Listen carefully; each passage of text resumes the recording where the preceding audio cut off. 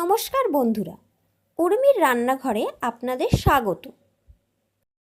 আজকে আমার রেসিপি শীতের সবজি দিয়ে ভেজ ডাল। আমি এখানে গাজর, বিনস, ফুলকপি, আলু এইগুলো ব্যবহার করেছি। আসুন তাহলে দেখে নেওয়া যাক আমার এই রেসিপিটি। ভেজ ডাল বানানোর জন্য আমি এখানে কিছু সবজি নিয়ে নিয়েছি আর সোনামুগ ডাল নিয়ে নিয়েছি।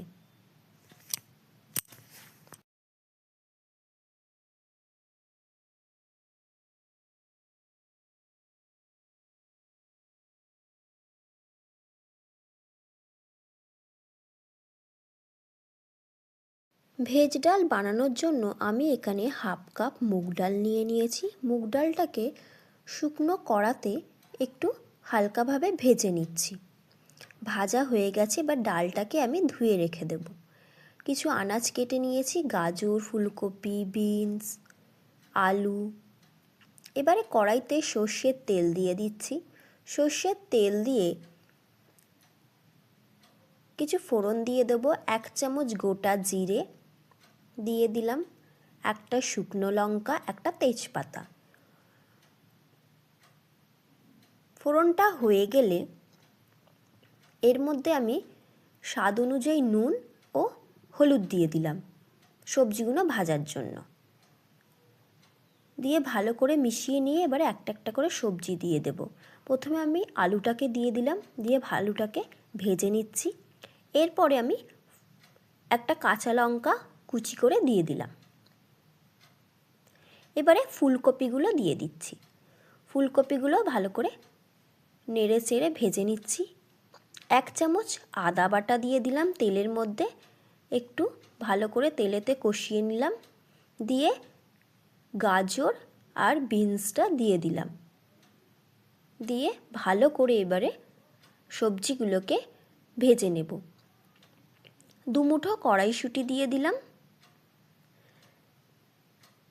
সবজিগুলো ভেজে নিচ্ছি ও আমি 1 চামচ মতন টমেটো পেস্ট দিয়ে দিলাম। সবজি ভাজা হয়ে গেছে, এবারে কুকারে আমি সিদ্ধ করে নেব। কুকারে ডালটাকে দিয়ে দিলাম, দিয়ে এবারে সবজিগুলোকে দিয়ে দেব।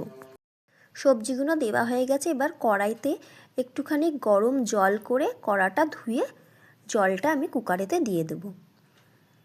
দিয়ে কুকারের ঢাকনা দিয়ে দেব। ঢাকনা দিয়ে একটা সিটি মেরে নেব। তাহলে আমার ডাল এবং সবজিগুলো খুব ভালোভাবে সিদ্ধ হয়ে যাবে, কিন্তু গলে যাবে না। খুব সহজে এই রান্নাটা হয়ে যায় এবং খেতেও খুব টেস্টি হয়। হয়ে গেছে আমার ডাল সিদ্ধ। এবারে একটা বাটির মধ্যে এই ডাল সিদ্ধটা ঢেলে নেব। ঢেলে নিয়ে এর ওপরে দিয়ে চিনি দিয়ে দেব পরিমাণ মতন ও 1 চামচ ভাজা মশলা, গরম মশলা দিয়ে দিলাম। ধনে পাতা কুচি এর ওপর দিয়ে ছড়িয়ে দিলাম। দিয়ে ভালো করে মিশিয়ে নেব। মিশিয়ে নিয়ে ওপর দিয়ে কাজু কিশমিশ দিয়ে দেব। হয়ে গেল আজকের আমার রেসিপি নিরামিষ ভেজ ডাল। খুব সুস্বাদু ও চটজলদি এটি তাড়াতাড়ি হয়ে যায় রান্নাটা। বন্ধুরা, কেমন লাগলো আমার এই রেসিপিটি অবশ্যই জানাবেন। নমস্কার। আজকের মতো এই পর্যন্ত। ভালো থাকবেন, সুস্থ থাকবেন।